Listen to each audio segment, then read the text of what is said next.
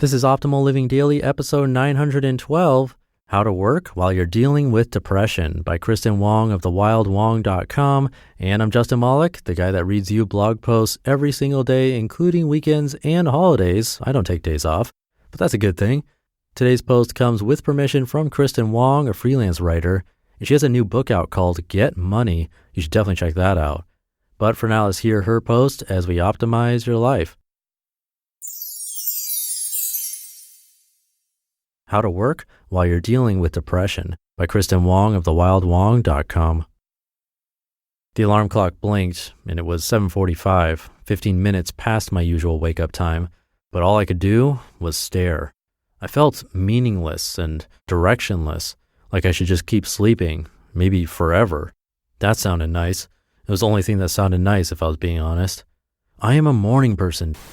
I am a work hound. I work all day like a beast, because I love it and because it's what I want to do. But not today. Today I just stared at my alarm clock and felt empty. I've only recently understood what depression means, which makes it really difficult to learn how to work through it. Where I come from, you're supposed to push past that stuff, not let it get to you. You're supposed to man up and move on. Unfortunately, that means ignoring your depression, which ironically only allows it to take over and consume you. Work is especially difficult when you're depressed, even when you love your work.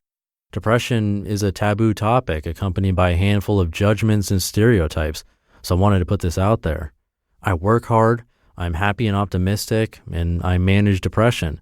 It's not something I talk about openly, and it's not an easy thing to admit in general, but the truth is it's a frustrating battle I deal with every so often. I can only speak from my own experience, but a few things help me cope and get the job done until I feel like myself again. Number 1, focus on smaller tasks. Depression can totally take over your reality. You see life through an entirely different lens, one that's distorted, hazy, and overwhelming. To me, it feels like trying to run 75 miles per hour underwater. For example, when I'm depressed, it's intimidating to think I have to write 1,500 words for an article, a task that normally comes pretty easy for me. One thing that helps quite a bit is breaking up my projects into smaller tasks. I focus on just outlining that article. Then I focus on writing just one section. I take small baby steps and tell myself, if I can just get through this small task, I'll figure out the rest later. Actually, this is useful advice when you're not depressed. Breaking up goals and projects into smaller milestones makes them manageable and digestible. This way your mind isn't distracted by the thought that your task is insurmountable. Number 2, Pomodoro your way through the day. The Pomodoro method is also a great technique for working in general, but it's extra useful for dealing with depression. Never heard of it? Here's how it works. Set a timer for 25 minutes. Work without interruption. This is 1 Pomodoro. When the timer goes off, set it again for 5 minutes. Take a break without working at all. Repeat this process for 3 more Pomodoros. After the 4th Pomodoro, take a 25-minute break. When I'm distracted or depressed, this method works wonders for getting me through the day. It also works well in tandem with the first tip because it keeps you focused. You hone in on just making it through the next 25 minutes. Number 3, do the uncomfortable thing. Acknowledge it.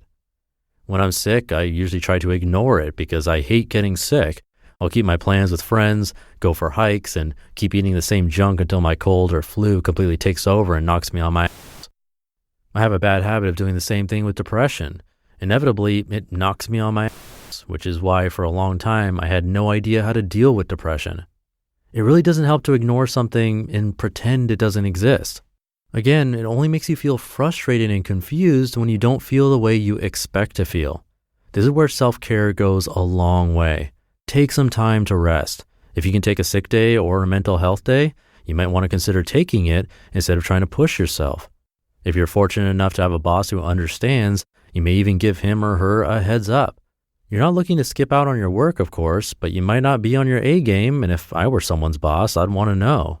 Of course, this very much depends on your industry and your employer, so use your own discretion. If you're anything like me, you might feel like self-care is a luxury. A good friend of mine, a career counselor, said it best. Self-care is not a reward. It's part of the process. Yeah, it can be hard to acknowledge your depression. It's a lot easier, a lot more comfortable to just tell yourself it doesn't exist. But comfort is overrated. it's more effective to actually understand it so you can manage it the right way. Number 4, know your triggers. Similarly, it helps to be aware of what triggers your depression so that you can anticipate it. For me, it's almost always my period, if I'm being honest. It's a weird and foggy feeling, and those are the days I have trouble getting out of bed. Knowing this, I can anticipate the fogginess and plan accordingly. I lessen my workload around this time. I buffer my calendar and front load as much work as possible in the week leading up to it when I'm motivated. If I were to ignore my depression, I wouldn't know those triggers and I couldn't plan for them accordingly. My work would suffer. For a long time it did. I didn't know how to deal with depression because I refused to acknowledge its existence in the first place. Of course, it always helps to have support, and I'm lucky that the people in my life get it.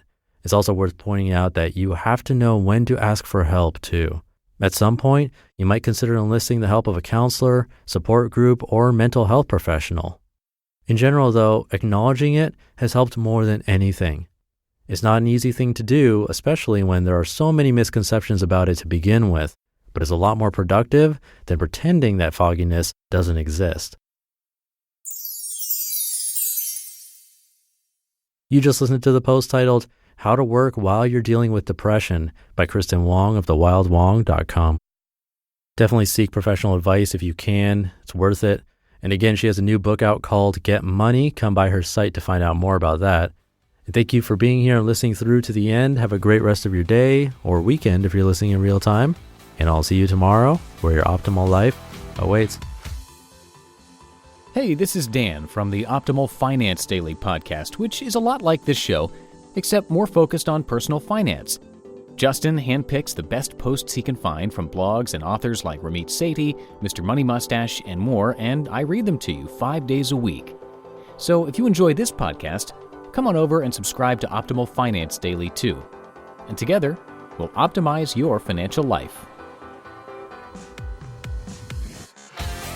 You've been listening to Optimal Living Daily. Be sure to hit the subscribe button to stay up to date on each new episode and head to oldpodcast.com. That's OLDpodcast.com for a free gift as well as more actionable tips and resources to help you maximize your potential. Thanks for joining us, and remember, your optimal life awaits.